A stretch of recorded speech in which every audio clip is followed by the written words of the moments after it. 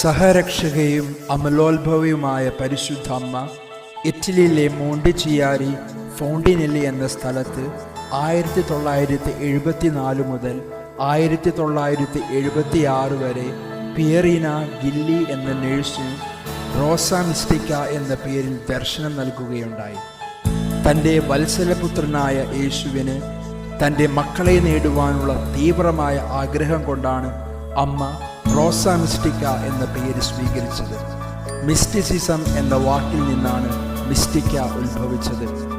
അനുഭവത്തിലൂടെ ദൈവത്തെ അറിയുക എന്നതാണ് ഇതിൻ്റെ അർത്ഥം. പരിശുദ്ധ അമ്മയുടെ രൂപത്തിൽ കാണുന്ന 3 റോസാ പുഷ്പങ്ങൾ 3 വലിയ രഹസ്യങ്ങൾ നമ്മെ അനുസ്മരിപ്പിക്കുന്നു. വെള്ള നിറത്തിലുള്ള റോസാ പുഷ്പം അമ്മ സ്വർഗീയ പിതാവിൻ്റെ ഏറ്റവും കറയില്ലാത്ത പുത്രിയായും, ചുവന്ന റോസാ പുഷ്പം